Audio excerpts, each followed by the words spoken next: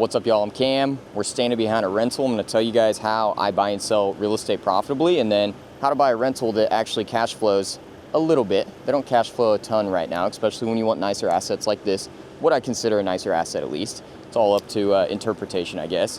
But instead of sitting in my office, I'm showing you guys boots on ground. This is a property that we're buying. That's how most of my content is. I bought and sold over 10 million in real estate over the last couple of years. This is unit number 60, 62, somewhere in there. We're always buying and selling a couple, so I don't know exactly what it is. But anyways, it starts with understanding your target market. Where do you want to buy?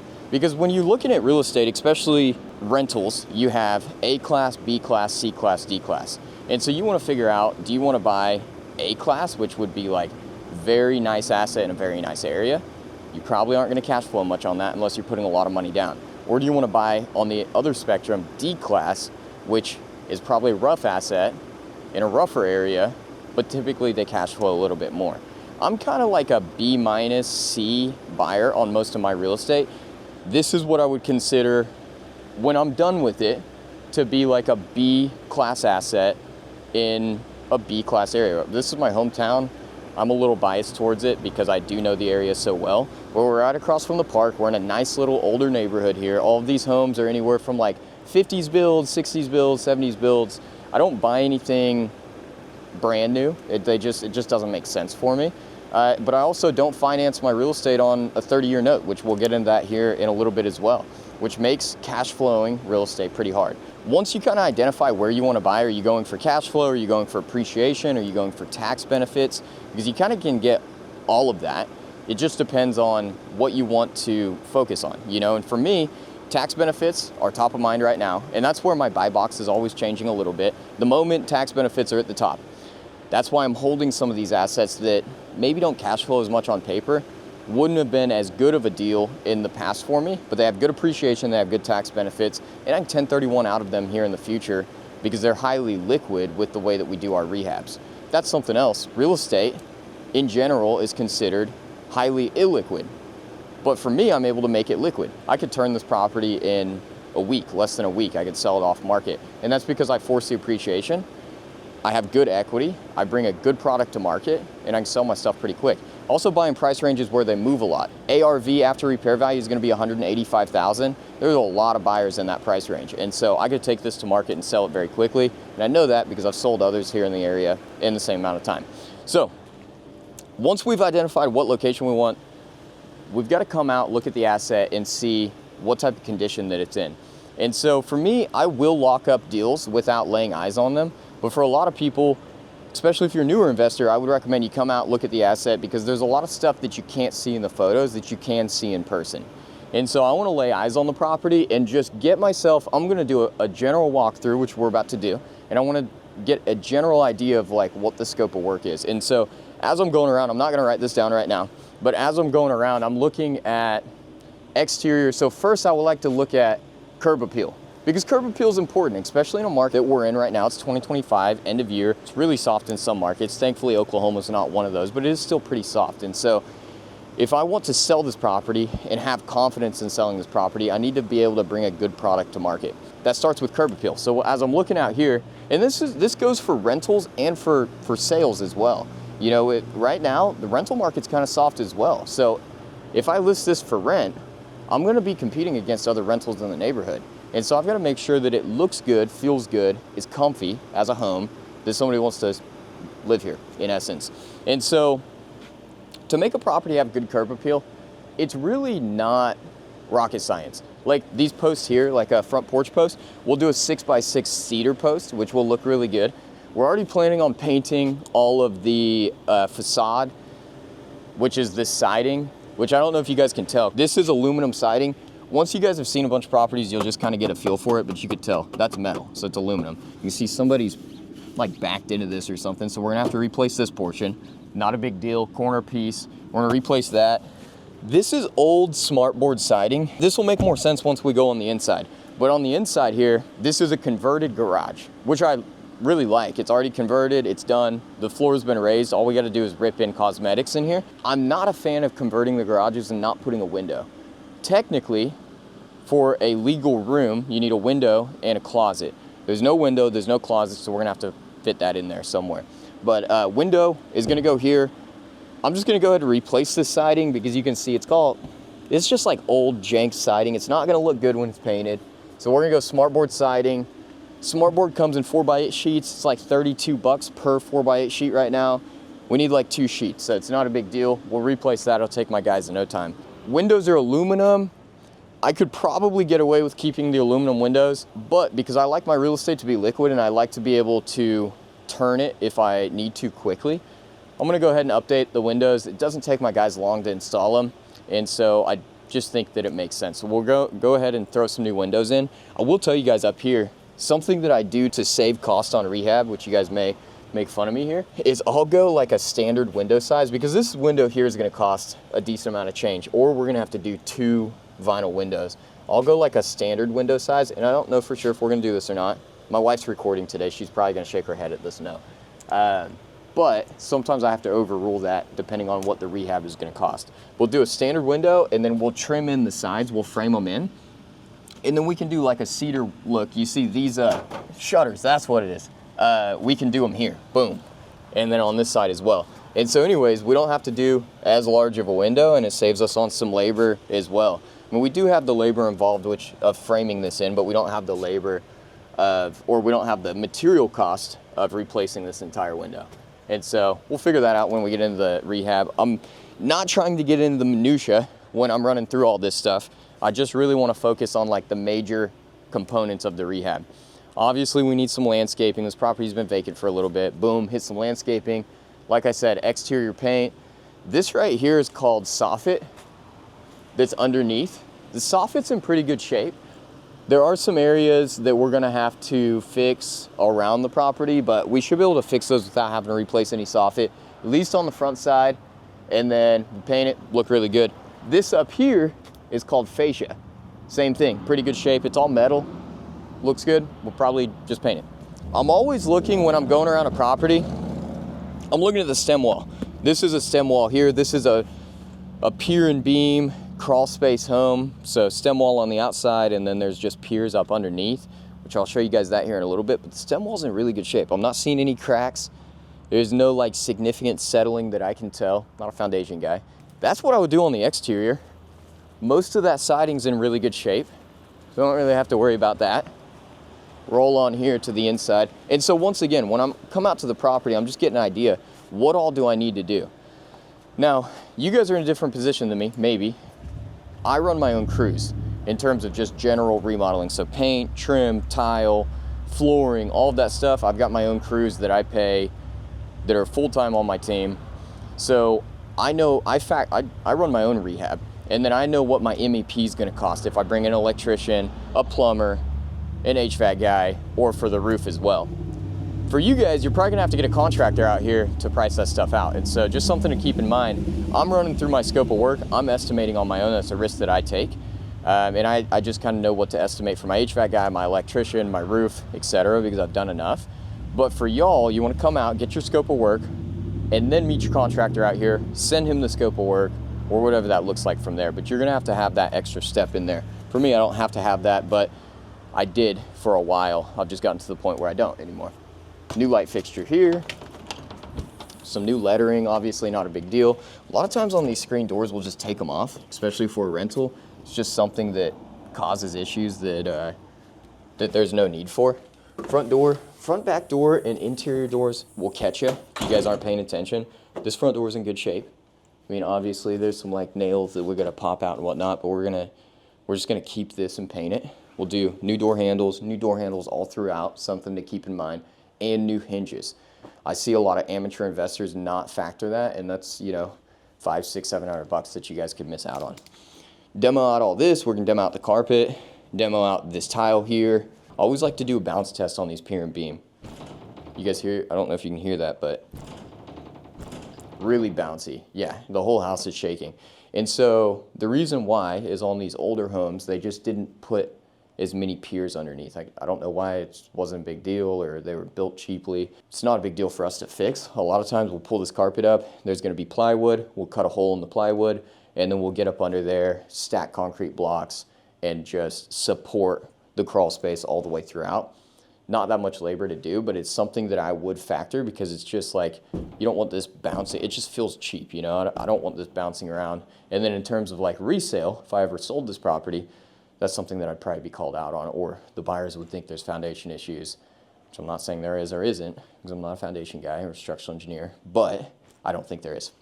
So we're gonna rip up all the carpet. We need all new trim in here. You can see there's no trim, no baseboard. There's trim around the doors, but there's no baseboards. So we're gonna need all new baseboards. We wanna be looking out, like, what can we figure out from looking around? Well, I can figure out that this was probably a roof leak at some point.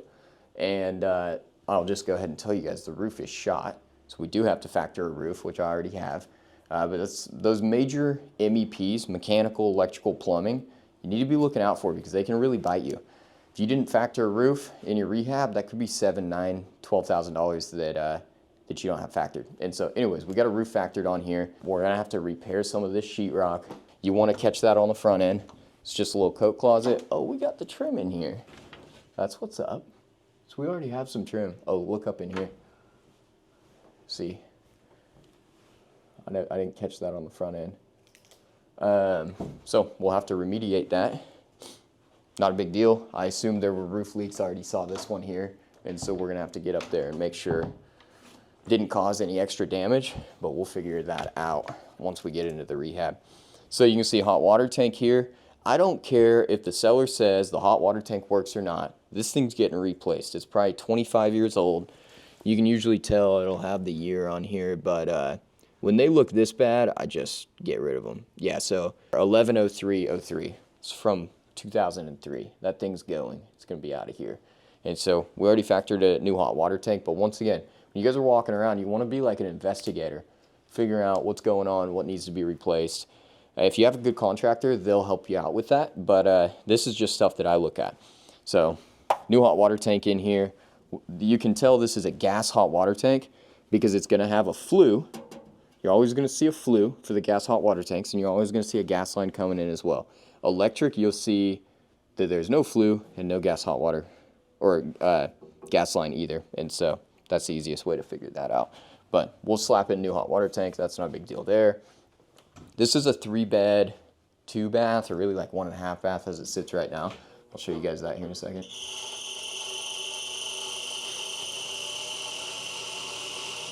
It's good as new. I'm kidding. Thing's probably about to catch fire. So in here, B, if you'll peek in here, super easy. New vanity, new toilet, rip out the tile. That tub's in good shape. We're gonna tile the surround, probably get rid of this window because it's just gonna cause, what happens on these windows that causes moisture issues, and I don't like to deal with that in the future, so we may get rid of this window. We're just gonna have to figure out what to do with the facade on the outside, but we usually tile to the ceilings. We'll move the shower fixture up because you can see this thing is like, and I'm not very tall either. This thing's not very tall, so we'll move this up and then do new shower fixture, rip in some new flooring, new vanity, and light fixture, and we're good to go. That toilet actually might be salvageable. I'm a real cheap ass when it comes to the toilets. I like to keep them if I can because they're just, you know, it's a toilet. There's nothing wrong with it. So I want you guys to take a guess in the comments what this is. If you don't know, I'll tell you guys, it's a attic fan. This is what they used when there was no central heat and air. You flip it on and it, yeah, right here. See if it works. Most of the time they don't. Sometimes they do though. But you flip it on and they suck all the warm air up and out through the attic. So pretty cool. And they work pretty well actually when they do work. Coming in here, these rooms are super easy. We're gonna rip in, of course, new paint in the whole interior, fix up any trim, new light fixtures, and then we already factored new windows. Now, something I like to note is anytime I see like, you know, we do a lot of texture in Oklahoma. It's not like that everywhere, so figure out what the comps are doing in your market. But anytime I see like shitty texture lines here, I just come through and we will retexture over top to get rid of these lines. Yeah, boom. I mean, it's kind of all over the place. We've got old settling cracks in here, under this window. Something's going on with the panel here. I already kind of know. I want you guys to take a guess as well, though. What they've done is they have capped off this panel. They should have put the panel cover back on. They've capped it off, they pushed it to the outside. So we're gonna have to fix this panel cover here. Not a big deal, but I'll show you guys on the outside what's going on because they'd replaced it. Because you're technically not supposed to have them in a closet anymore. So a lot of times when they built them in the 50s, 60s, and 70s, they were in closets. And then when they go to replace them, they'll push them to the exterior so they're not in the closet anymore. New hinges, new hardware, no big deal there. We're gonna need a new thermostat, new bell or whatever. Most of this texture we're probably gonna salvage. We are gonna get rid of, this is like paper mache. It's like a DIY. I don't know why somebody did that. We'll get rid of this paper mache here and hopefully there's texture underneath. If not, we will fix that texture or match it. I always factor new outlets and new light switches, especially when they're all gross and grimy like these are. Just like you go and remodel a whole house and then you leave these old grimy whatever, it just looks shitty, you know? And so some people may keep this tile. I think we're probably gonna replace it though. I mean, it's not bad, but it's not updated. They're 12 by 12 tiles. They're probably original from when it was built or shortly after when it was built. We'll probably get rid of this. We're gonna rip new luxury vinyl plank all throughout. We always do that. Get rid of this backsplash in here. We'll do new countertops. I always like to do granite or quartz because it's not very expensive. Pay around like 30 to 35 bucks a foot and you can tell there's not that much here. And what I've been doing, so what we usually do is we'll do full backsplash. What we've been doing lately, which doesn't look as good, but we can get away with, so do like a 4-inch granite backsplash. Yeah, B's cringing back there. It's just so much quicker though. Hey, check this out. You guys have these where you live? It's a daddy long leg. What do you think, B? No. We'll do a new stove in here. This is an electric range, no big deal. New vent hood, just clean it up. A lot of times we'll do like this isn't centered, this needs to be centered if we're gonna do a fan in here, but we probably won't even do a fan in here because we've got the vent hood. And then we'll do just recessed lights all the way around. So pretty easy to put in. And those recessed lights are only like $5. So this is the master in here. So we'll run in here real quick so you can see there's no window in here. We're gonna need new light fixture. They didn't scrape this popcorn, so we're gonna scrape that popcorn and get rid of it. We've got to rip in a window. They did do most of the legwork already. You can see the floor is already raised up and they did a pretty good job with it. And then coming in here, they've already started on this tile, which really like probably keep if they had the rest of this tile, but we're probably not gonna be able to match it. So we'll probably rip this out, tile to the ceiling, light fixture needs to be moved. I don't know why it's there. Yeah, and then they don't have any plumbing here ripped in yet, so we're gonna have to rip in the plumbing for the faucet and whatnot. And then I don't know exactly how we're gonna do this, but we got toilet and vanity. It's just gonna be kind of tight. And then they were trying to do, this is the closet. This isn't the old laundry room in here when this was a garage. You can see the concrete floor there before they raised it. They moved the laundry right here, which is nice. So this will probably be the closet. But you can see they've got a new light fixture up there. It's weird. Well, That ain't new. that ain't new? That ain't new. Come on now. No way. That looks new. That's from the 90s, though. That looks like something we put in a property. Once again, we're getting like a rough idea. Wherever we put the vanity, it's gonna cost the same amount to move it, whatever that looks like, you know. But we do have to make sure we've got a closet and a window as well in there. You see the old attic access here. Probably what we'll do is sheetrock this in and put the attic access here in the laundry room, even though it'll be a real pain in the ass to get in. That's okay. So plumbing will go here. We've already got the plumbing here. We need to move the electric, that 220, for the dryer, and probably throw a door on here, and then we're good to go on the laundry. That's pretty much on the interior. I mean, there's not a ton that needs to be done. I'll tell you guys the budget here at the end, and then I've got a full numbers breakdown for you guys as well. I did factor a new back door because this thing is shot. And then coming out here, you guys can see we've got old termite damage, which actually I'm not a termite guy, so I can't say it's termite damage for sure, but I've seen enough termite damage to know that's probably termite damage. What sucks about that is I'm pretty sure that's the seal plate. I don't know for a fact because I'd have to get up under there. Well, I've got a budget for that to replace that. I've had to replace them. We have a lot of termites in Oklahoma, and so I run into this a lot, unfortunately. This trim back here is gonna have to be fixed up. The trim's in kind of poor shape. And then we do have some soffit back here that needs to be fixed as well. And then what's interesting, they did a real shoddy job with this, but you can see this is where the door used to be. I don't know what the layout of this place was prior, but this is where the door used to be. So we're gonna patch this in, make this look cute, maybe put some like cedar or something in there. We need new HVAC. That HVAC is ancient, but you guys can see this is where they updated the electrical, which is pretty nice. It's already been updated, it's already on, and it's been permitted. Boom. This was updated in 24, so it's only a year old. We're already good on that. So the electrical, in my opinion, is in good shape. We just have to cap what's on the inside there. So anyways, once again, we've got our aluminum siding back here. It's all in pretty good shape. We're gonna paint it, but there is some areas that we're going to have to factor. So this piece of shit back here is gonna get demolished. We're just gonna take the whole thing down. It's a liability. I don't want anybody's kids playing up in there or whatever. And so we're just gonna get rid of it. It's not worth fixing up.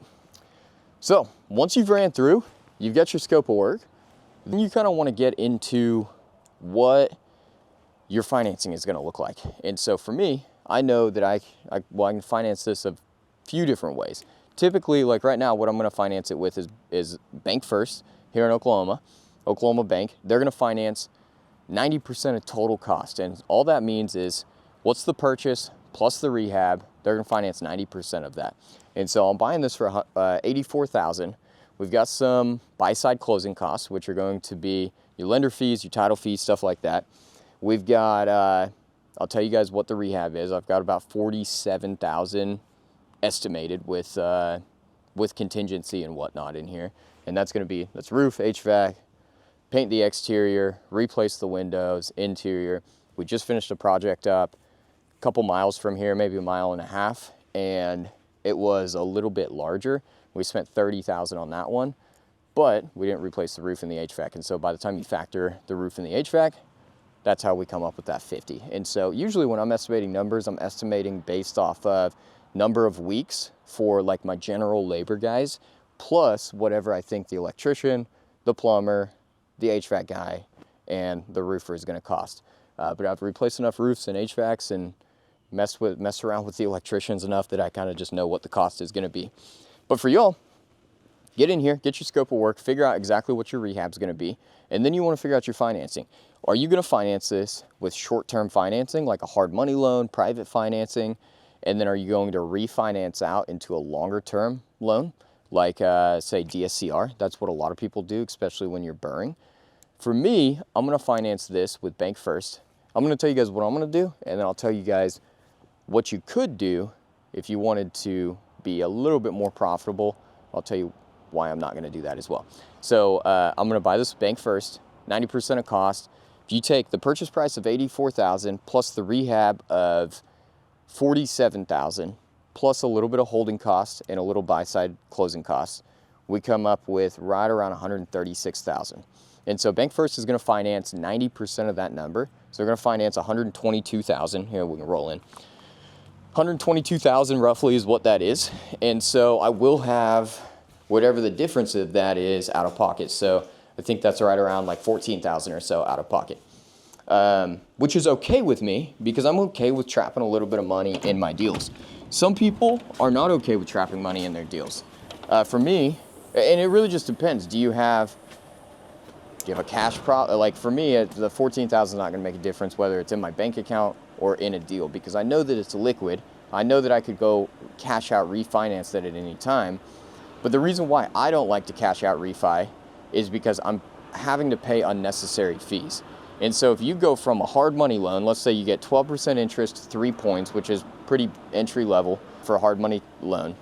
They finance this, purchase price $84,000, you go and you put $47,000 into it, 50 grand into it, and then you go back to them and you're like, hey, I'm ready to refinance out. Well, from there you can refinance out, but then you're going to a new lender and you go to the new lender and they say, yeah, we got to close with the title company again. And it's going to be 2 points or 1.5 points. Well, now you're paying another 2 points on 120, 130,000 plus title fees. So you might spend another $3,000 to $5,000 to refinance this. And so a lot of people that are refinancing their deals, they're not taking that into account. For me, if I spend $3,000 to $5,000, I have to take that into account over how long I'm going to hold the asset. And right now I'm holding assets because I'm going to depreciate them, and then possibly in a couple years, if the right deal comes around, I'm going to 1031 them into another deal. And so like that's kind of my play right now. It's different for everybody. Maybe you're saying, hey, I'm going to hold this asset for 30 years. Well, if that's the case, then hit the refinance and wait. Anyways, let's get into what it would look like if you guys BRRRR'd this property. You take an $84,000 purchase price and then $47,000 in rehab. We'll come up with, you guys are going to correct me because you guys have a calculator, so I'll just go ahead and grab mine real quick. 84 plus 47, 131, and then I always factor holding costs. How, this is going to be 6-week rehab, and then buy-side closing costs as well, title fees, lender fees. And so by the time you factor that, we're another 5,500, so we're at 136.5. Now we've got to figure out what's the after repair value of this property. What's it going to appraise at when it's all said and done? And then what's it going to rent for as well? And so I know this property because I bought other properties in here. I bought and sold. I know this property is going to appraise for $185,000 because it's a 3-bed, 2-bath. And so because I know that, we can then figure out what is a lender going to allow you to cash out refi. Well, for me, one of the terms of my buy box is I want to hold 30% equity in every deal. And so I'm not ever going to cash out refinance, right now at least, more than 70%. So that would be my max loan amount that I'm going to allow for a property like this.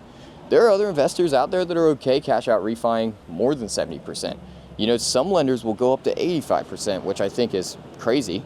But theoretically, if a lender's willing to give it to you, you could cash out $157,000.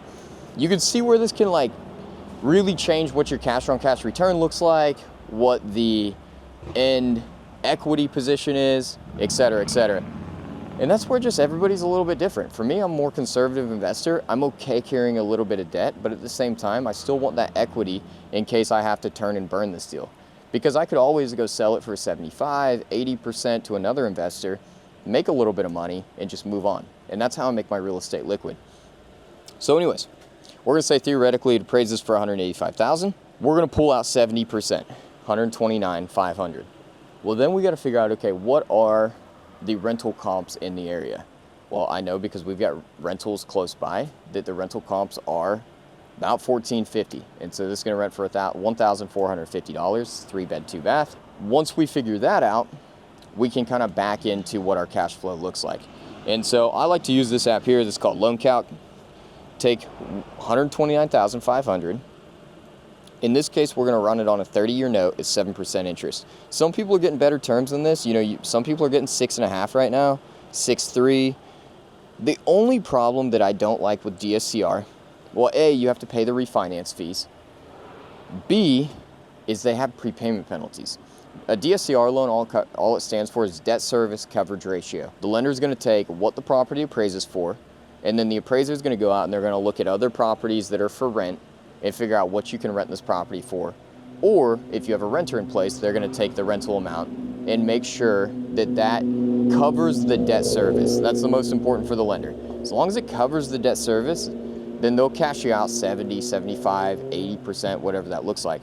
But the downside is, right now, I think rates are going to go down over the next 2 to 3 years, which, hey, by the way, quantitative tightening, the Feds just said that they're done with quantitative tightening. I can do a whole video about that, which is a really huge deal right now, which means that they're going to get back into quantitative easing, which means that they're going to print more money, interest rates are going to go lower, real estate's going to go through the roof, which is also why I'm holding real estate right now. If you guys want to see a video on that, let me know. I'll talk about it. I'm going to keep moving around so I don't bore you guys to death. But anyways, back to this here. I'm trying to get a little bit better with not squirreling, by the way, y'all. My brain just jumps around a little bit too much, but I like these to be raw, uncut. We don't do multiple takes. Maybe I will for an intro or something, but after that, I just run with it. And so hopefully you guys enjoy it, but I'm trying to get better about staying on track. So we take $129,500, 30-year note, 7% interest. In this case here, we're assuming that the property appraises at $185,000 and that the property is going to rent for $1,450, which I know it will because I buy and sell in this area. But for you guys, you're going to have to do your due diligence, and you're going to have to make sure that those numbers are correct. Because if you buy this with a hard money loan, get the rehab on the property, and then you turn around and you're on short-term financing with a hard money loan, so you've only got a certain amount of time to refinance. You turn around to go cash out refinance this, and the cash out refi only comes in at $160, you're in trouble.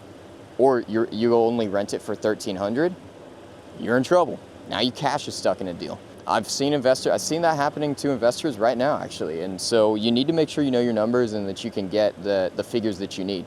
Thankfully, I'm not DSCRing my deals, but if that's the case for you guys, just be careful. I don't see a lot of investors or other content creators talk about the downsides to a BRRRR. Those are big downsides. Back to this. We're gonna cash out $129,500, 30-year note, 7% interest. Well, remember, we're all in $136,500 because our purchase price, our rehab, and our holding costs and closing costs. So then we're going to subtract that from $129,500, which is going to be the loan amount. That means that our cash in the deal after the refinance is going to be $7,000. And so if I refinance this property based on these terms, I would still have $7,000 in the deal. Let's move on to what the payment's going to look like by the time you've got your principal, interest, your taxes, your insurance, and then we're going to go into holdouts as well. So our principal interest payment is going to be $861 per month, which we've got right there. Then we have to add taxes and insurance to get our PITI.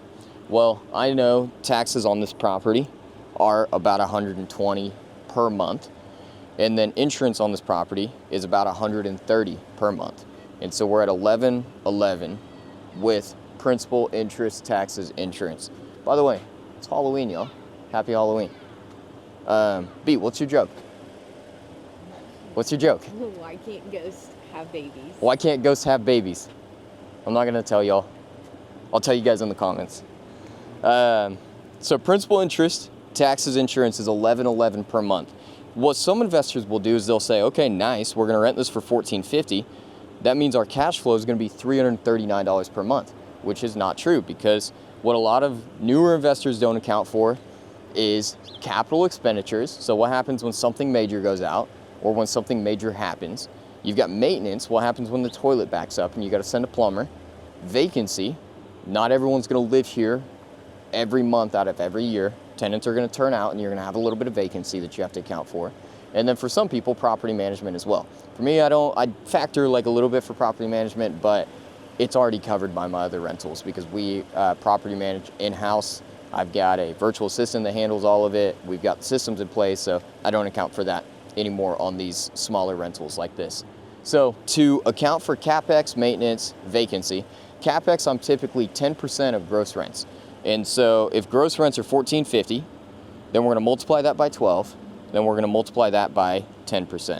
$1,740 annually, $145 per month. And then we've got maintenance of $50 per door is what I factor for maintenance. That's for the little stuff that goes out, you know, whatever that be, toilet gets clogged, etc. There's always going to be something on rentals. And then we've got our vacancy. I typically account 7% for vacancy. Every market's going to be a little bit different. And so you need to check the rental comps and see what does the vacancy look like in your market. And if you guys want more serious mentoring, I know I put a lot of info out on my YouTube channel. I do have a mentorship program now. Got to plug myself. It's like what I put out here, but actually on steroids. It's like a college class. If you guys want more info, click the link in the bio. But vacancies, typically 7% is what I calculate here in Oklahoma City. It's going to be different depending on the market, but 7% is typically the max a property is going to be vacant here for myself. And so same thing, we're going to take $1,450 times 12 times 7%. That gives us $1,218 annually. Divided by 12 is $101 per month. We'll add all of those up. $1,413 per month with holdouts. Principal, interest, taxes, insurance, vacancy, maintenance, CapEx. Boom. That's with holdouts. Well, it's going to rent for $1,450 per month. $1,450 minus $1,413. Boom. $37 per month. Told you, we're cash flowing, baby. How to buy real estate that cash flows in 2025. This is what it looks like right now, y'all. I'm just being realistic with y'all. If you guys run your numbers tight like I do, I'm very conservative. This is what we're gonna make per month. Now, the reality is, majority of months is gonna be the principal, interest, taxes, insurance, minus whatever your rental amount is. So it's like $300 a month. But it's those bigger ticket items that will wipe out your cash flow, and you have to account for those right now. So you multiply that by 12, we're at $444 annually in cash flow. Divide by the amount of money that we have in the deal, $7,000, and we're at a 6.3% cash on cash return. These are worst case scenario numbers. This property probably rents for $1,470, $1,490 per month, which, believe it or not, does make a big difference on the figures. So if we take $1,490 in rent per month, and then we subtract our $1,413, we're at $77 per month in cash flow times 12, $924. Divide that by 7,000, which is what our cash in the deal is. And that gives us a 13% cash on cash return. So that's actually pretty decent. I mean, it's not amazing. So back to why I would hold an asset like this. Well, right now, once again, my buy box is constantly changing. At the moment, I'm trying to offset a big tax bill. In order to offset a big tax bill, you have to have depreciation from rentals. At least I do as a real estate professional. And so it does make sense for me to make $20 a month on a rental at the moment. So I can hold this. I've got an asset that I forced depreciation on. Remember, our loan amount's $129,500. It's worth $185,000. I forced about $55,000 in appreciation, which boom, goes on my net worth. It's not really cash flowing at the moment.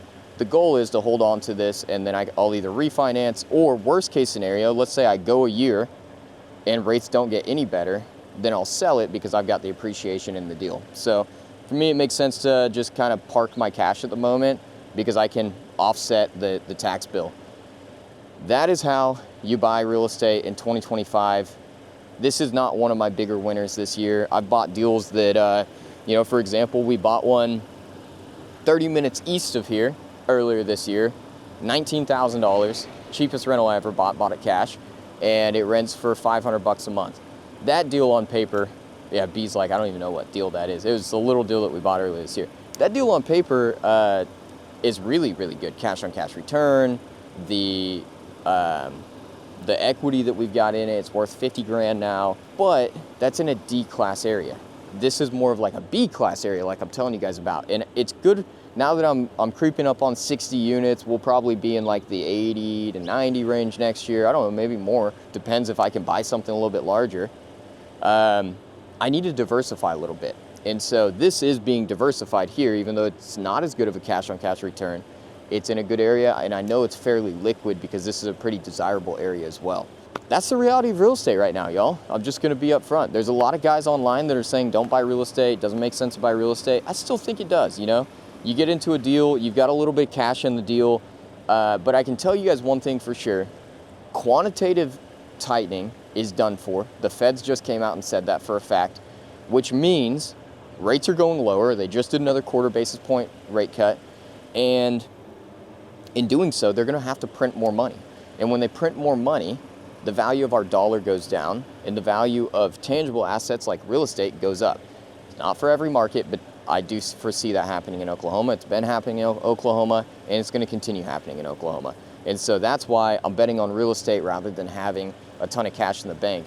Because the only thing I can guarantee for you guys right now is that if you have your money in the bank, you are losing money on that money every single day. Your money is being devalued and worth less and less.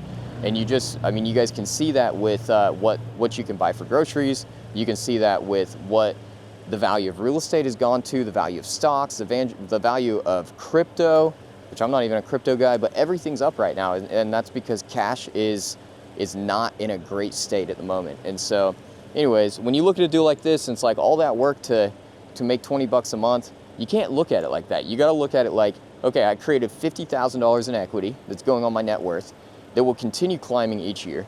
The tenants are going to be paying the note down every month. Doesn't cost me any money. The tenants are going to be paying the note down.